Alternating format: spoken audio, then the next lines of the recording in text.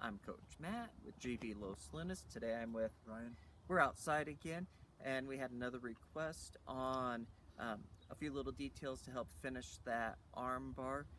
You can hit that arm bar from lots of different spots, so we'll look at that traditional, I sat back for the arm bar, but they went to go defend. Go ahead and get down, turn, there we go.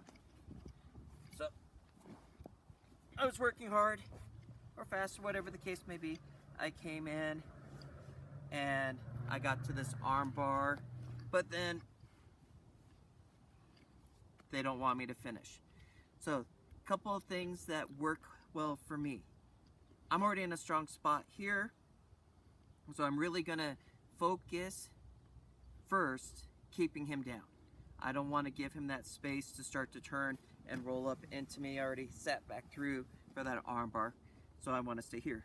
Then, since I'm already in that strong position and I'm nice and heavy, I'm going to think about my top arm. If I'm in shallow on this arm bar, I'm yanking on his arm and my arm, and he's got all of my weight and everything working against myself, so I want to make sure I dig in nice and deep. So I'm going to work to get elbow to elbow. It's going to be a little bit uncomfortable for me, but since I'm also putting pressure on his arm, it's going to be uncomfortable for him. Other little detail that I like is once I'm in nice and deep, I'm trying to make a fist with my hand, and I want to think about bringing this hand all the way to the mats. I'm in no rush. Once I've got my arm deep and my hand in tight, I'm in no rush here. I'm thinking of just cooking that chicken, making him really uncomfortable. I'm staying in nice and tight, working to turn my body towards his toes, turn my hips, driving my fists to the mat to pop out that arm. If he's got a different grip, maybe his hands are together and he's still working on fighting, that's all right. Like I said, I'm staying patient, staying on top. I'm going to take my free hand, reach for that far elbow, and I'm going to work to pull his hand up. As I pull his hand up, I'm sliding up, catching his wrists. That's going to allow me to separate that grip, pull again.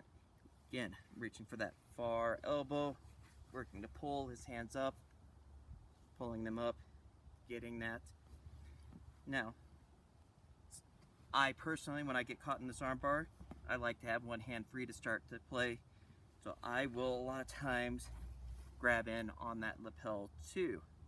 Once you get some color on your belt, or depending on if you're competing where your gym likes, if they are grabbing in from here, I'm going to lean forward, pushing into that elbow, grab at that hand, and there's a nice little wrist lock here where I can wrist lock his hand backwards. I can work to try to pull it in, getting him as I start to go. That's going to help me pull that grip off. Also, clear that grip. I can come underneath to work to scrape it off, getting that wrist lock in there, getting him to let go on that arm bar. So again, more of a color belt, or depending on what your gym allows you guys to do, or what competition you're in, for that wrist lock. But once you're here in this top position, I'm in no hurry. I'm thinking elbow to elbow, hand on the hip, fist to the mat. I'll even hang out here and just make it really uncomfortable on them until that hand wants to come off. Because like I said, it's going to be a little bit uncomfortable on me, but they're working so hard to keep it into, it's going to put a lot of pressure on their arm where they're going to want to let go of it. So if you keep recording, thank you.